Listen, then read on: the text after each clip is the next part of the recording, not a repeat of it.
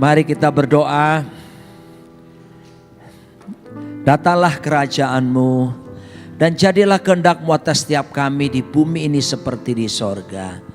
Berfirmanlah Tuhan, firman-Mu jauh lebih kuat dan jauh lebih tajam dari pedang bermata dua manapun, yang sanggup menusuk amat dalam, yang memisahkan roh dan jiwa, sendi-sendi dan sumsum, pertimbangan dan pikiran hati kami. Tolonglah oleh Roh Kudus supaya kami boleh memahami kehendak Allah dalam hidup kami, dan anugerah-Mu memampukan kami menjadi pelaksana-pelaksana kehendak-Mu.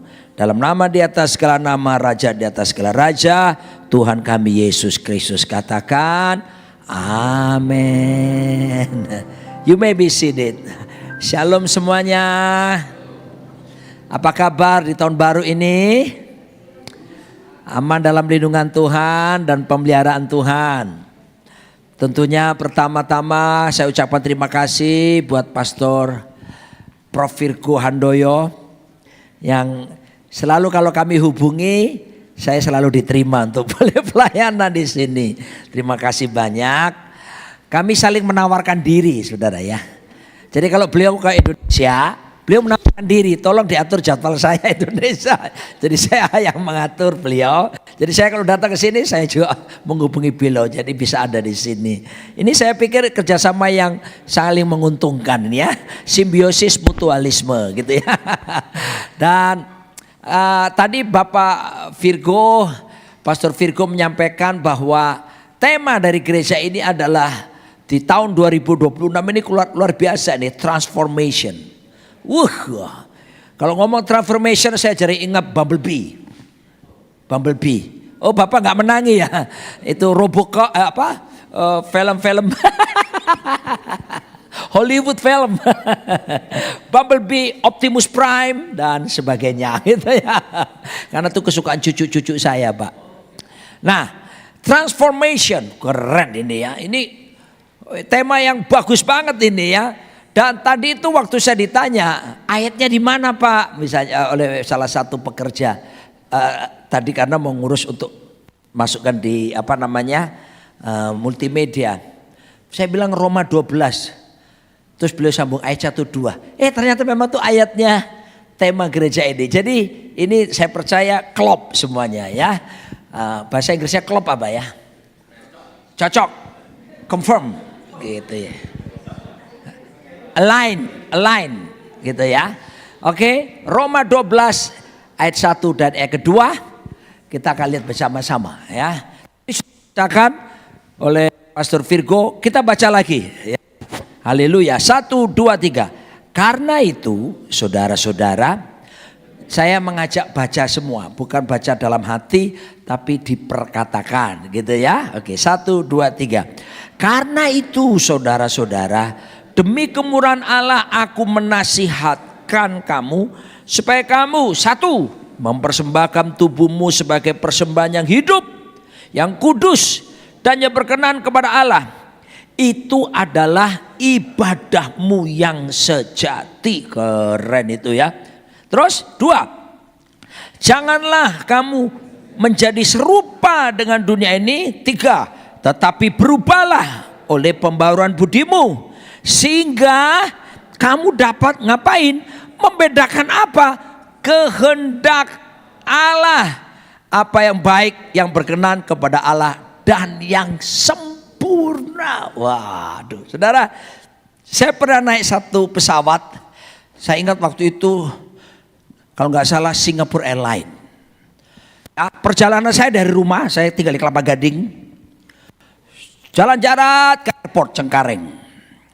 Terbang transit pertama di Changi, Singapura.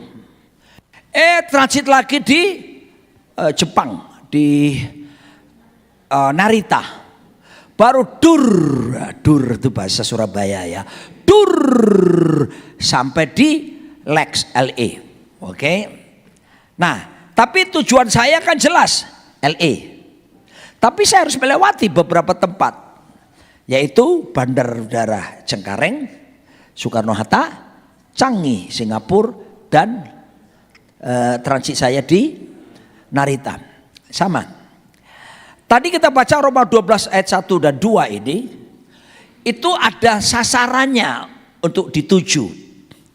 Ya, yang dituju itu apa sih ayat yang kedua terakhir itu? Sehingga kamu dapat membedakan manakah kehendak Allah. Nah, kehendak Allah itu tujuannya, pencapaiannya. Ya, the will of God itu menjadi sasarannya. Tapi ada tempat-tempat untuk bisa sampai ke sana. Yang pertama itu kan mempersembahkan tubuhmu. Nah, mempersembahkan tubuhmu itu saya gambarkan supaya gampang aja ya. Itu Bandara Soekarno-Hattanya. Gitu ya. Kenapa mempersembahkan tubuh? Penting sekali Pak. Karena dengan mempersembahkan tubuh, ibadah kita disebut ibadah sejati. Berarti kalau ada ibadah sejati, ada ibadah palsu. Percayalah, yang palsu-palsu itu tidak mengenakkan. Betul nggak saudaraku ya? Ini kalau saya nonton film loh Pak, pendeta juga nonton film Pak ya. Pendeta juga manusia gitu ya. Sama ya. Saya juga nonton drakor, drama Korea. Kadang kala saudaraku, drama Korea itu saya lihat wanita tertentu kecewa sampai orang Korea itu kalau lagi putus asa, laki maupun perempuan saat cantik-cantiknya mesti pergi ke tempat minum. Entah soju, apa pokoknya mereka minum, kecewa. Kenapa? Dikhianati, mengalami kepalsuan cinta. Yang palsu-palsu itu udah enak saudara ya. Satu kali ada seorang pulang dari luar negeri kasih saya kado Pak, oleh-oleh. Bukan soju Pak, lain. Jam tangan. Waktu saya buka, jam tangan mewah. Mereknya, Pak, saudara kalau saya sebutkan ini salah satu merek ya kalau itu ya cukup mahal lah, Rolex. Saya berterima kasih Rolex gold, berat kali dah saya pakai. Saya rajin pakai Pak. Kebaktian itu saya duduk kan hamba Tuhan kan duduk depan. Belum puji-pujian saya sudah angkat tangan saudaraku. Haleluya, glory. Ya saya pakai terus. Kira-kira 1 bulan, tiba-tiba warnanya yang kena permukaan kulit saya itu kok memudar.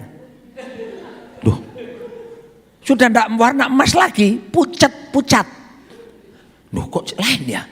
Saya bawa ke ada satu pengusaha jemaat yang memang sudah lama pakai Rolex. Saya bilang tolong periksa ini kenapa ya, kok kulit saya ada iritasi atau apa, kok jam tangan Rolex ini bisa begini. Dia buka, dia lihat gini, lalu dia lihat sebentar, terus dia tersenyum, tapi senyumnya enggak enak. Kan ada senyum, ada yang senyum meringis. Pak Roni, ini Rolex palsu saudaraku. Itu bentuknya sudah kelihatan asli loh Pak. Rolex. Loh ada yang Pak, kalau dilihat gini seperti Rolex, itu dari negeri Tiongkok sana. Itu bawa pulang kelihatannya Rolex, tapi kalau dipentelengi itu diplototin, itu namanya lolek.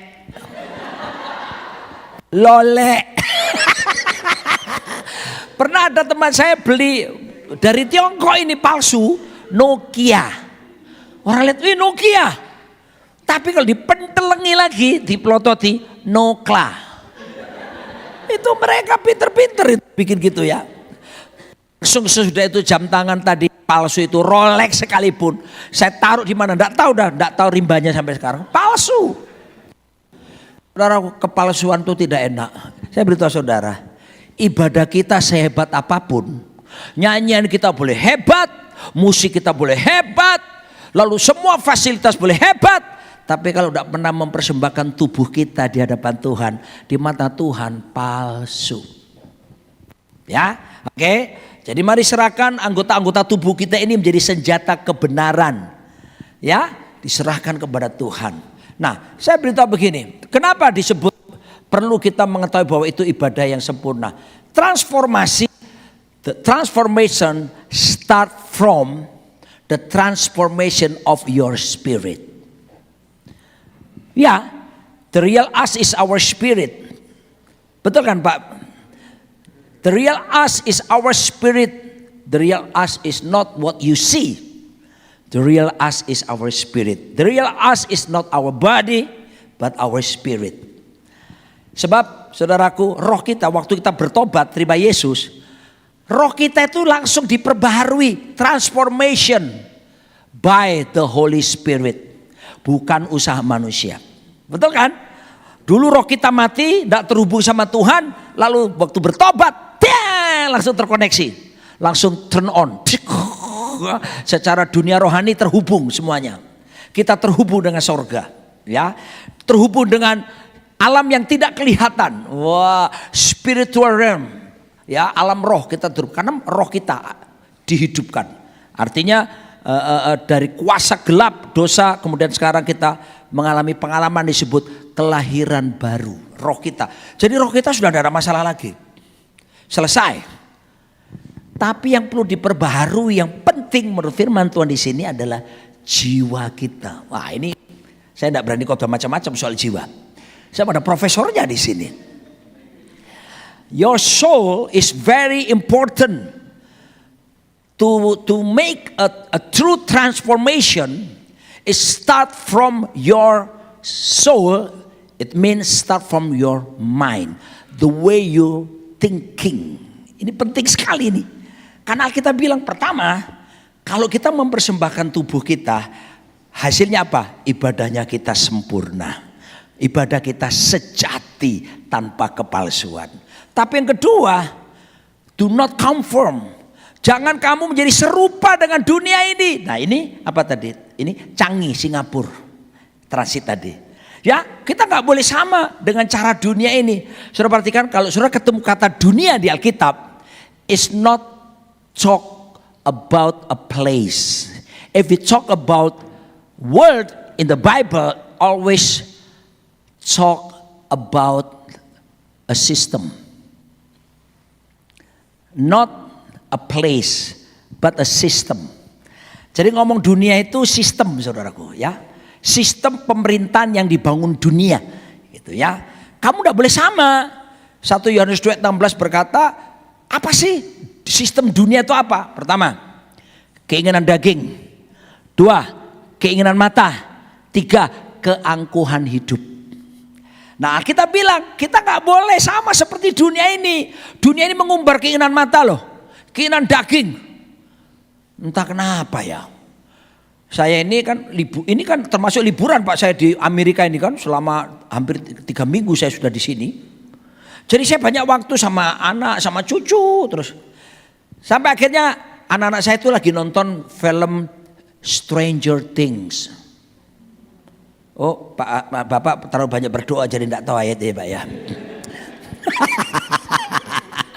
Jadi saya bisa nonton Stranger Things. Ya, si siapa namanya? Mike, lalu si Lucas, lalu si pemain-pemainnya sedikit hafal saya, Max, lalu Nancy. Bapak enggak tahu, Pak. Bapak cuma tahu Matius, Markus, Lukas, Yohanes kan. Saya nonton, itu film kan dari seri pertama tuh film untuk anak-anak remaja. Anak-anak SD lah. Anak-anak remaja SMP lah kalau di Indonesia. Tapi sudah ada tidur bersamanya. Amerika itu apa sih Pak? Kumpul kok senengane Pak. Orang kumpul kebu, the buffalo togetherness. Kumpul karo kebu. Jadi yang ditonjolkan di Amerika ini banyak-banyak film Hollywood itu apa? Keinginan mata, keinginan daging kan. Terus belum lagi ketemu orang-orang yang pride, sombong. Karena kaya, kedudukan tinggi, apa merendahkan orang lain. Loh itu sistem, itu yang dibangun oleh dunia. Saya tidak cukup waktu menjelaskannya ya, karena kita mau bicara transformasinya. Dan Alkitab bilang, kamu tidak boleh sama dengan itu. Supaya apa? Waduh, ya selain tidak boleh sama, jadi pertama harus persembahkan tubuh. Kedua, nggak boleh sama dengan sistem yang ada ini. Lalu sistem apa yang kita pakai? We have a new system right now. The name of the new system is the kingdom of God system. Sistemnya kerajaan Allah. What is the system of the kingdom of God? Itu adalah Tuhan yang memerintah hidup kita secara langsung sekarang. Makanya saudaraku, kalau jadi orang Kristen yang sejati, Yesusnya harus jadi raja yang memerintah kita gitu ya. Dulunya Tuhan yang kita perintah. Banyak orang Kristen loh, Pak Pastor Virgo, kalau di orang lama banyak kenal Bapak, oh si Pak Handoyo gitu ya. Kalau saya lebih enak Virgo Pak ya. Nama bintang. Saudara, sistem ini berbahaya kalau kita mengikuti sistem dunia. Tapi Tuhan menyajikan sistem pemerintahan. Sebab banyak orang Kristen begini. Oh ya saya percaya Yesus.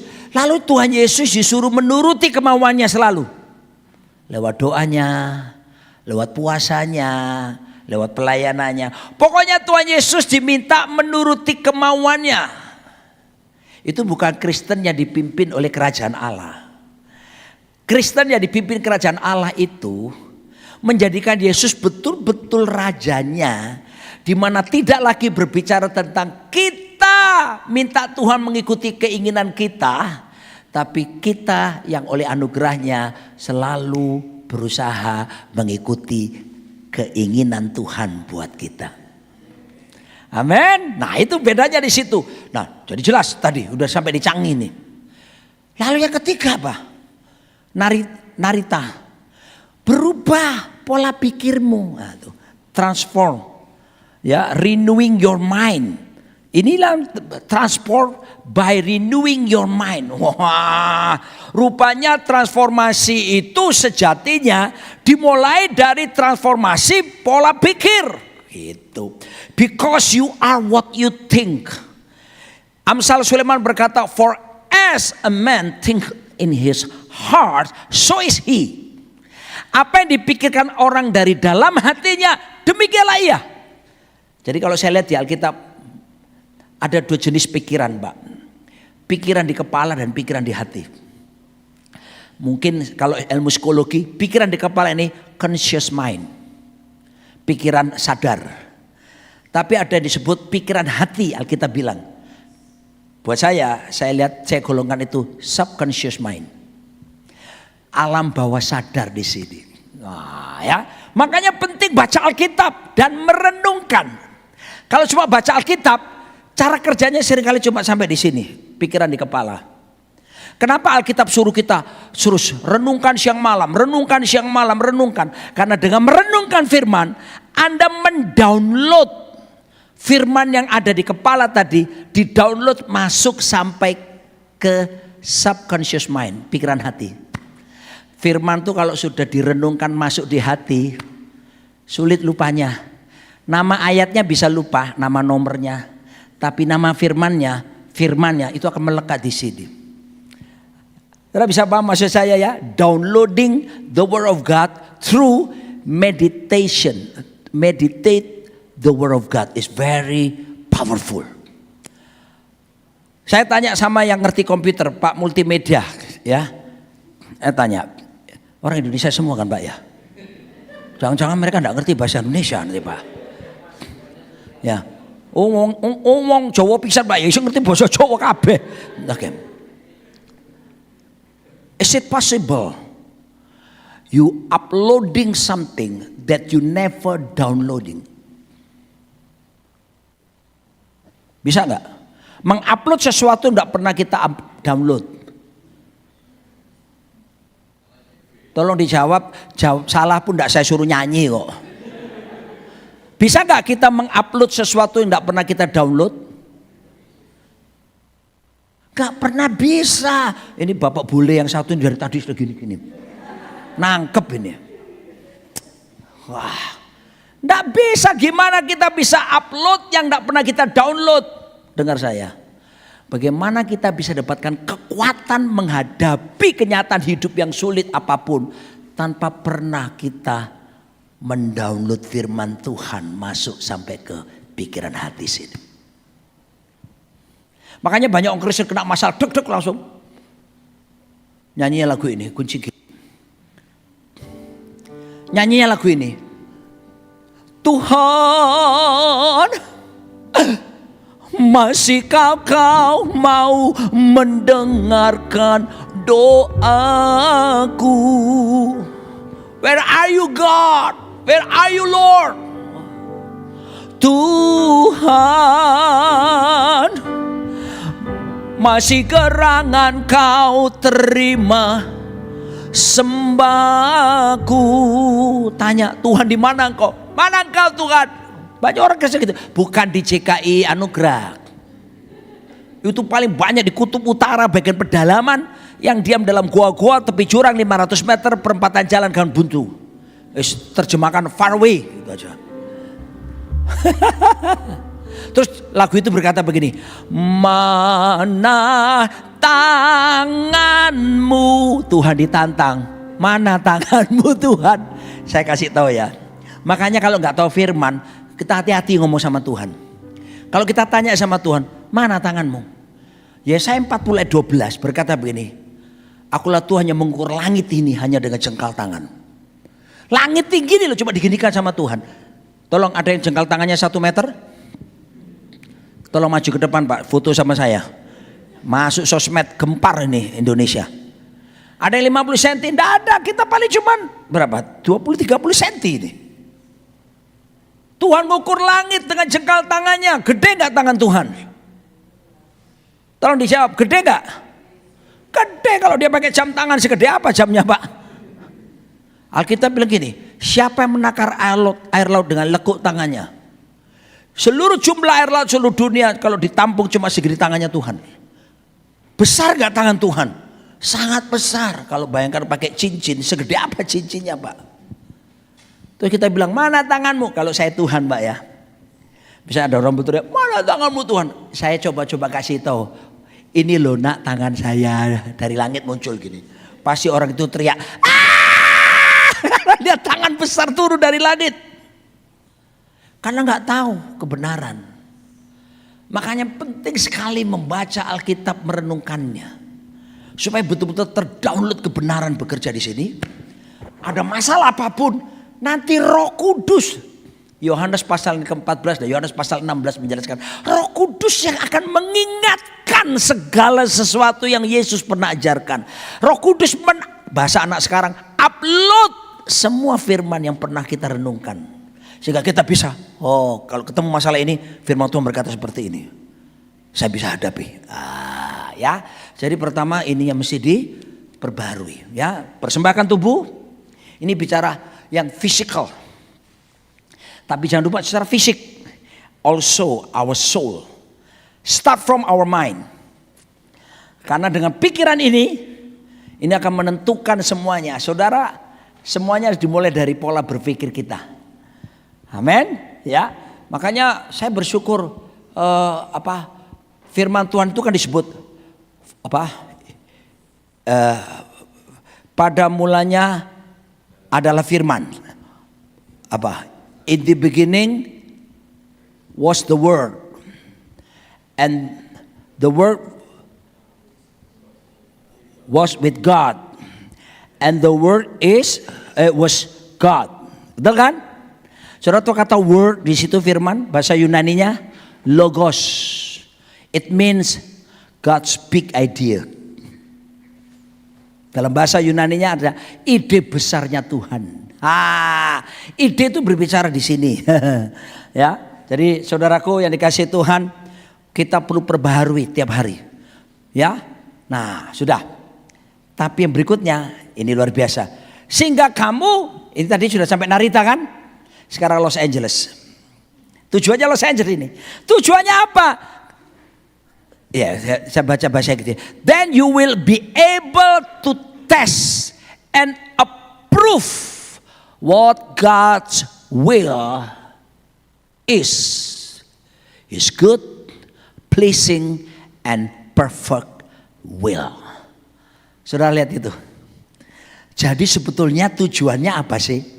The will of God. Saya harap tema kita tahun ini kan transform, be transform. Transformnya apa? Transform kita adalah berselaras dengan kehendak Allah. Ini penting sekali. Ya, Your transformation must align, synchronize with the will of God is very important things in our life. Why so important? We transform, become aligning, become synchronized with the Word of God. First, because the will of God always align, always synchronize with the kingdom of God. Kehendak Allah selalu berselaras, selalu berjalan bersamaan dengan kerajaan Allah. Where there is the will of God, there is the kingdom of God also. Otherwise,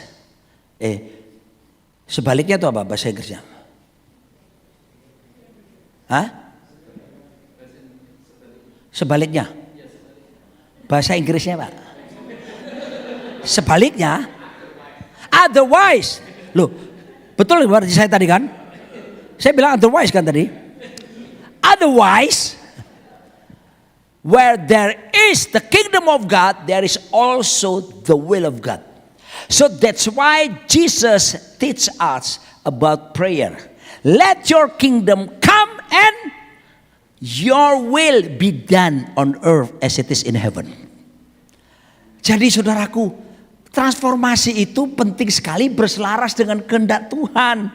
Sebab di dalam kehendak Tuhan selalu berselaras dengan pemerintahan kerajaan Tuhan. Kalau tidak berselaras sama pemerintahan Tuhan, nanti kita menjadikan Tuhan itu satpam kita. Oh, jangan satpam. Orang sini nggak bilang satpam. Security. Tuhan itu cuma jadi tukang jaga. Please protect me, Lord. Terus please bless me. Saya 33 tahun mengembalakan Pak Ibu. Saya masih menemukan ada orang-orang Kristen yang cuma ke gereja cuma bless me, bless me, bless me. Akhirnya terjadilah bless me club. Klub berkat gitu loh maksud saya. Kebanyakan ya mereka dari latar belakang dulu yang suka ke Gunung Kawi, tempat supaya dapat kaya itu ada. Terus dari kepercayaan yang lain tuh ya, yang datang mesti kocok dulu, itu ya lama dulu. Kan datanya cari berkat kan. Sekarang jadi Kristen, tapi tidak dirubah pola pikirnya, sehingga ke gereja tetap pikirannya cari berkat. Apa bedanya? Bedanya cuma satu, lokasinya berbeda. Satu Gunung Kawi, satu gereja. Mari saya beritahu saudaraku dikasih Tuhan, begitu kita jadikan Yesus Raja, seharusnya ngomong gini, not my will be done, but your will be done. Betul gak? Ayo saya buktikan. Kunci G. Di Indonesia lagu ini terkenal bertahun-tahun. Ku telah mati dan tinggalkan apa itu? Cara hidupku yang lama. Semuanya sia-sia dan tak berarti lagi. Nyanyi lagu ini saya ingat, ini kecil anak saya ini dulu waktu kecil. Kalau nyanyi lagu ini semuanya mesti kan sia-sia. Kamu nyanyi salah nak. Semuanya siap-siap. Itu kamu kecil. Loh, kita bilang ku telah mati. Nah, Alkitab berkata, kitab Efesus pasal yang kedua, ada ayat yang lain berkata, kita telah mati. Bersama matinya Yesus di atas kayu salib. Benar sudah mati. Ayo lagi. Galatia 2 ayat 20. Karena bagiku hidup adalah, bukan. Hidupku bukannya aku lagi, tapi, tidak ada yang tahu ya. Tahu ibu ini tahu kok. Mari nyanyi, saudara, gini loh, kita ini bukan kontes nyanyi. Jadi nyanyi aja. Oh, suara saya miring-miring. Orang Manado bilang bagejo, gitu ya. Tembak ble, gitu ya. Kalau orang di televisi dulu Jamal unyil dulu, sikat ble, gitu ya. Hidupku bukannya aku lagi, tapi Yesus dalam. Tolong Galatia 2 ayat 20. Stop. Yang di sana ya. Oh, yang di dalam ternyata. Pak, ini luar biasa loh Pak. Gereja ini jemaatnya nggak sampai 100, tapi komputernya 1, 2, 3. Waduh. Ini gereja orang kaya ini, saudaraku, luar biasa ini. Gereja canggih, ya. Oke. CKI AC dong Pak. Jemaat Kristen Indonesia Anugerah Canggih. Hah? Itu betul ya? Galatia 2:20 ya? I've been crucified with Christ. Berarti kita udah mati kan? Betul gak? Loh, saya tanya saudara, adakah saudara disalib terus masih hidup? Malah di mana sekarang? Mati kan? And no, I no longer live. Loh, sudah itu. Ya, but Christ lives in me. The life I live in the body, I live by faith in the Son of God who loved me and gave himself for me. Dan hidupku yang hidup sekarang dalam daging adalah oleh iman. Tapi atasnya, namun aku hidup. Bukan lagi aku sendiri yang hidup, melainkan Kristus yang di dalam aku. Kok kayaknya nggak setuju dengan omongan saya ya? Jadi sebetulnya konteks Alkitab menunjukkan seharusnya kalau kita dalam Kristus, manusia lama kita sudah mati. Jadi artinya apa? Kita telah menyalibkan diri seharusnya. Sekarang bukan hidupku keinginanku lagi, keinginan Tuhan yang harus terjadi dalam hidup setiap kita. Saya tunjuk lagi ayat. Tadi saya khotbahkan ini di gereja yang sebelumnya saya melayani. Firman Tuhan berkata begini, dalam 1 Yohanes, 1 John chapter 3, bentar ya, supaya kita nggak meraba-raba, tapi betul-betul ada dalam poin yang Tuhan inginkan. 1 Yohanes pasal yang ke berapa ini tadi? 3. Lalu ayat yang ke mana ya Pak? Sebentar. Give me a second. 1 Yohanes 2 ayat 6, sorry. 1 John chapter 2 verse 6. Okay. In special room. Okay, thank you. Nah, so kita baca bahasa Indonesia lalu kita baca bahasa Inggris. 1, 2, 3. Barang siapa mengatakan bahwa ia ada di dalam Dia,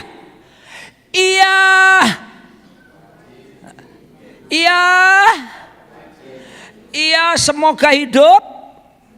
Enggak loh, wajib hidup sama seperti siapa? Kristus telah hidup. In English, whoever claims that to live in Him must walk as Jesus did.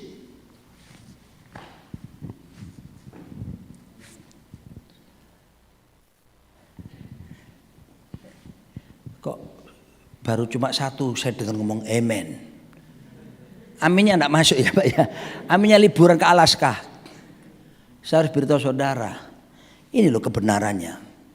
Kalau kita mengaku kita di dalam Kristus, kita ini must walk as Jesus did. And apa Yesus lakukan? Jesus has never have private agenda or his own agenda. Why Jesus came to the earth? Only one reason. To do the will of his Father. Yohanes 4 ayat 34. Maaf Pak ya, kali ini banyak ayat saya kelihatannya ini kayak gembalanya profesor ya Pak. Jadi saya asumsikan ini pinter-pinter ini. Tolong John 4 verse 34 kunci A. Saya nyanyikan lagi, saya suka menyanyi ya. Jadi mertua saya sudah meninggal ya. Pesan sama saya gini, Pak Roni, mami mertua, mami seneng kalau kamu khotbah itu sambil nyanyi katanya. Jadi saya mau jadi menantu yang baik Pak, menuruti nasihat orang tua. Yesus berkata begini, makananku ialah melakukan kehendak Bapa. Makananku ialah menyelesaikan pekerjaannya. Lihat ya, my food is not sushi, it's not burger. My food, said Jesus, is to do the will of him who sent me and to finish his work. To do the will of God. Itu loh, LAX, Los Angeles Airport. First, Soekarno-Hatta, persembahkan tubuhmu. The second, Changi, jangan menjadi serupa sama dunia ini. Ketiga, Narita, berubah pola pikirmu, baru kamu sampai Los Angeles. The will of God, itu penting. Jadi dasarilah transformasi sepanjang tahun yang menjadi tema ini dengan dasar apa? Aligning to the will of God, synchronizing with the will of God. The next question is, now it's very important question. How about our free will right now? Bahasa Inggris saya sama dengan bahasa Inggrisnya Pak Virgo ya. Sedikit medok-medok. Do you understand? Beliau ini kalau kami undang ke Jakarta pas khotbah atau apa, keluar bahasa Jawanya bolak-balik, saudaraku. Istilah-istilah yang jarang kita ucapkan muncul, rupanya kangen ya, sudah lama di Amerika, ke sana kelepasan, pelampiasan gitu Pak. Ada kemerdekaannya Pak ya. Apalagi kalau Bapak udah cerita soal istri Bapak. Mana istrinya Bapak tadi? Langsung keluar bahasa Jawanya itu, medoknya itu asli-asli kata-kata yang tersembunyi bertahun-tahun itu muncul. Coba lihat itu, betapa pentingnya the will of God ini. Mari saudaraku dikasih Tuhan. Sekarang bagaimana dengan free will kita? Saya ini mencoba merenungkan Pak. Karena saya sudah jadi gembala 33 tahun. Saya mendalami praise and worship dari tahun awal-awal saya bertobat. Saya terlibat rekaman-rekaman album-album di Indonesia, album rohani. Saya terlibat pelayanan-pelayanan sosial. Saya terlibat pelayanan-pelayanan itu. Saya tiba pada satu pemikiran Pak. Kadang-kadang kan, ya ini pernah saya alami sih Pak sebagai gembala. Nanti gereja A buat A gitu ya. Kita rame-rame belajar ke sana. Buat. Mereka bikin seminar ini. Oh begini ya keberhasilannya. Lalu kita terapkan di gereja kita. Wah kita buat gini. Gak berhasil tuh. Ikut lagi gereja B. Wah udah bikin sukses. Ikut sana. Oh ternyata ini toh. Lalu bawa pulang. Bikin gerakan ini. Capek juga gak santai. Berkali-kali.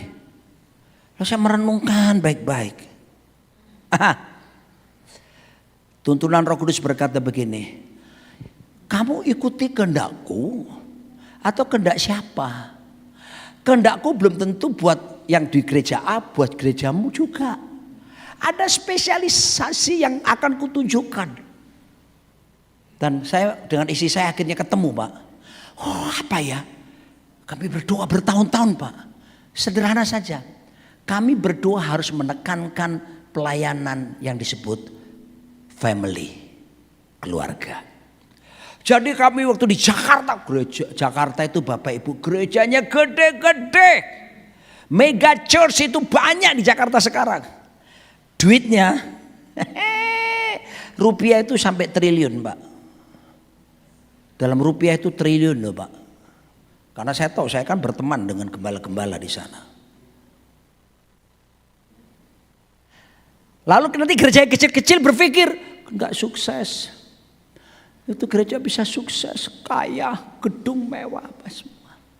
Ternyata tidak seperti itu. Tuhan punya kehendaknya masing-masing. Kalaupun gerejanya kecil sekalipun, tapi berjalan dalam kehendak Tuhan, itu dahsyat sekali. Karena masing-masing orang dipercayakan sendiri-sendiri, nggak bisa mengeneralisasi semua sama. Jadi sekarang saya tenang, Pak. Haleluya. Makanya sering undang Bapak. Kenapa? Supaya ngajar tentang konseling yang baik. Karena pelayanan keluarga seringkali ketemu masalah kejiwaan. Pak Pendeta, suami saya. Kenapa, Bu? Kenapa, Ci? Tega-teganya dia berselingkuh. Hah? Ya, dengan sekretarisnya ya. Dulu kalau dulu 10 tahun lalu gitu, dengan sekretaris betul. Saya kata, nah itu 10 tahun lalu. Sekarang lain, Pak. Pak Pendeta, suami saya berselingkuh dengan sekretaris, bukan dengan teman prianya. Ini sekarang. Nah, kalau kita nggak ngerti belajar teknik konseling, mendalami, ya kita cuma thinking dalam nama Yesus. Roh homoseks keluar. Padahal kan perlu masalah kejiwaannya dulu digali kan. Kenapa dia bisa orientasi seksualnya berubah? Ya Pak ya. Itu kan ditelusuri masa kecilnya kah. Dulu ada pengalaman yang traumatis. Ada masalah-masalah apa itu kan dikorek semua. Itu kan belajar psikologi. Makanya saya kirim anak-anak saya kuliah di sini. Jadi muridnya Bapak ini. Bayarnya mahal. Ya opo rek. Ya. Yang satu lulus master psikologi, sudah jadi professional counselor di Amerika ini. Waduh saudaraku, di Amerika jadi professional counselor harus kerja, jam kerjanya 3.000 jam kerja. Baru ujian negara. Puji Tuhan sudah lulus. Dapat orang sini. Kawin sama orang sini. Padahal tujuan saya kuliah di sini supaya pulang ke Indonesia bantu saya. Nggak jadi deh. Akhirnya ya sudahlah. Anak itu miliknya Tuhan. Anak saya yang terakhir ini lulus barusan tahun lalu. Last year dia lulus. Sekarang OPT. Jadi professional counselor. Saya bilang sama dia, pulang ya. Pulang bantu papa pulang. Saya selalu ingatkan, pulang ya nak, pulang. Terus nanti April pulang, Pak. Haleluya.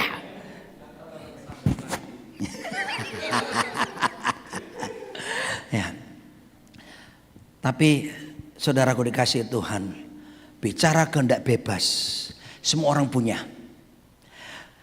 Apa yang membedakan kita dengan Blackie, Snoopy, Groovy dan Scooby Doo? Where are you? Satu, kita punya free will. Tapi sekarang konteksnya apa dengan the will of God? Our free will must be submitted with the will of God. Betul ya bahasa Inggris saya? Kehendak bebas kita harus ditundukkan supaya tunduk dengan kehendak Allah. Kehendak bebas kita harus diselaraskan.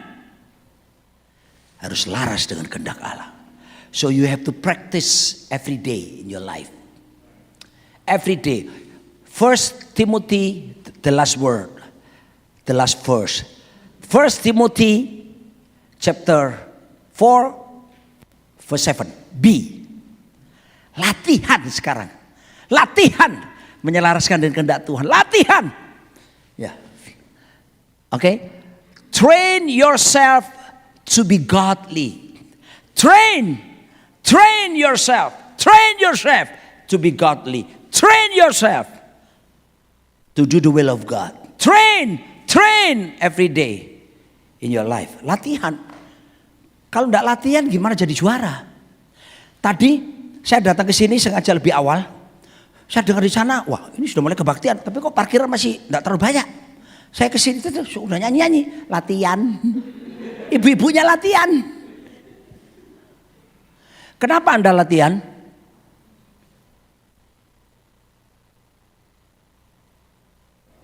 Loh, tolong tadi lo singer-singer dijawab. Kok mendel mawon? Kenapa ibu latihan? Bagus performnya kan. Jadi makanya dilatih intronya begini. Kalau overtone begini. Latihan semua.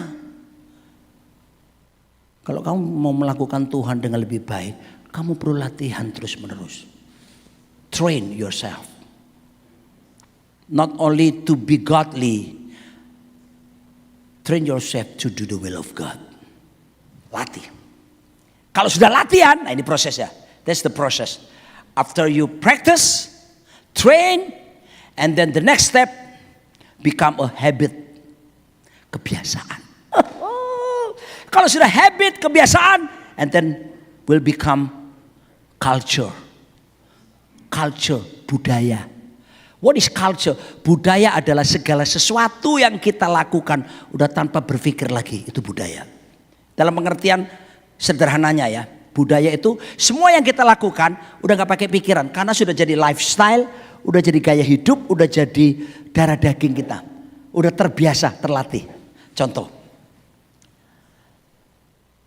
Ada nggak yang saudara tadi pagi bangun tidur, saudara bingung mau bikin apa, tuh saya duduk di tempat tidur, terus saya pukul kepala, gua ngapain ya? Gua ngapain? Oh iya mandi, ada? Coba, ada nggak? Gak ada kan? Maaf ya, pasti Pak Profesor Virgo menyetujui saya. Kalaupun Anda sampai mikir gua ngapain, terus ternyata oh iya mandi, Anda stres itu berarti. Betul ya Pak ya? Wong mandi itu budaya toh Pak. Mandi itu budaya kan? Sikat gigi mandi budaya kan? Sudah gak perlu mikir kan? Sama. Kalau saudara latihan tiap hari, selaraskan kehendakmu, tunduk pada kehendak Allah. Lama-lama jadi kebiasaan Pak. Terus latih terus, lama-lama jadi budaya. Sehingga budaya hidup takut Tuhan. Hidup benar. Hidup tidak mengikuti arus dunia ini. Itu jadi budaya kita. Ada pasti godaan. Ingat, pencobaan tidak datang dari luar, Alkitab bilang. Yakobus bilang, pencobaan itu datang karena keinginan-keinginan diri kita sendiri yang telah berjuang dari dalam. Tapi kalau kita tunduk pada kehendak Allah, keinginan boleh macam-macam. Lu jangan macam-macam. Shut up. Haleluya. Keinginan Tuhan yang terjadi. Kehendak Tuhan yang terjadi. Dan saya tutup dengan kata ini. Kata kehendak, the word of will in Hebrew is telema. Telema. Telema itu segala sesuatu yang Tuhan inginkan untuk kita lakukan, koma, ini saya suka ya berita. Dengan tujuan Tuhan ingin memberkati hidup kita. Tapi blessing ini bonus. The first is the will of God. To do the will of God. And then you will receive blessing from God. Do not try to twist it. Saya tinggal di Kelapa Gading. Apartemen. Bapak kan biasanya kita inapkan di hotel samping apartemen saya kan Pak.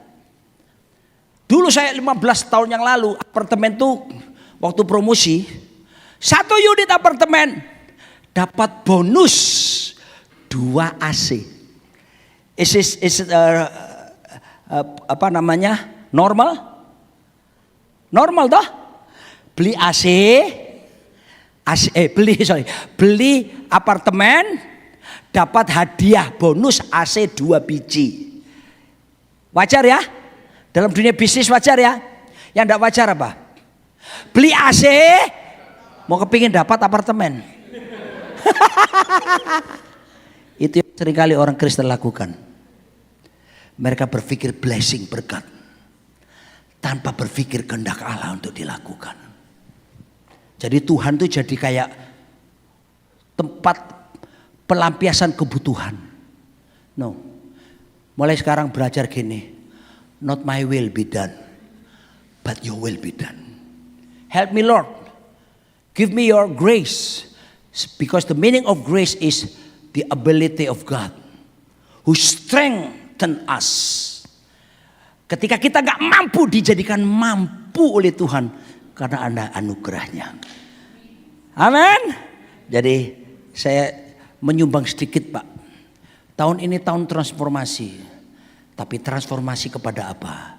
Kepada kehendak Allah. Jadi hal yang utama dalam hidup kita. Ya, sehingga doa-doa kita akan berkata begini, not my will be done, but your will. My food. The important, the main menu of my food is to do the will of God. And then after that, sushi, gado-gado, pangsit mie, burger, and so on. God bless you all. Haleluya. Amin. Mari kita bangkit berdiri bersama-sama. Kelamaan ya Pak khotbahnya ya. It's okay ya. Khotbah di sini kayak khotbah di tempat sendiri ya. Jadi enak ya, relax gitu ya. Haleluya. Tapi ini Amerika ya, lagu-lagu yang ada the will of God gitu loh. Kalau lagu ini tahu Pak, kunci A. Mataku G. A. Mataku. Oh nggak tahu ya.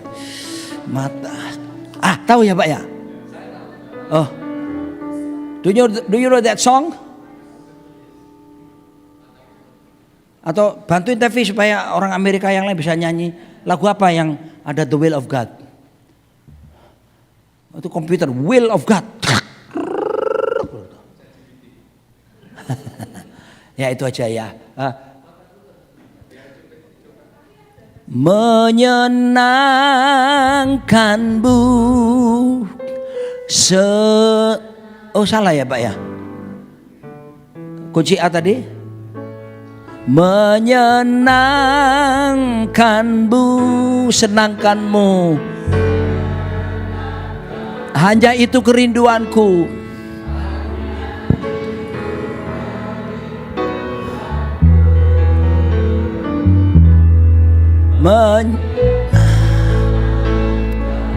Senangkan hatimu. Hanya sekali lagi menyenangkanmu. Senangkanmu, hanya itu kerinduanku. Menyenangkanmu, senangkan hatimu. Hanya itu kerinduan. Kata terakhir hanya itu kerinduanku. Nanti diganti itu. Melakukan kehendakmu. Gitu ya. Ya, yang terakhir saja ya. Jadi ganti dengan to do your will. Kalau bahasa Inggrisnya terlalu panjang. Oke. One last song. Menyenang Tuhan. Ini jadi doa setiap kami jemaatmu di sini. Hanya itu my desire is to please you. Haleluya. Menyenangkanmu, senangkan hatimu, melakukan kehendakmu, to do your will. Terakhir, just to do your will. Amen, amen, amen. God bless.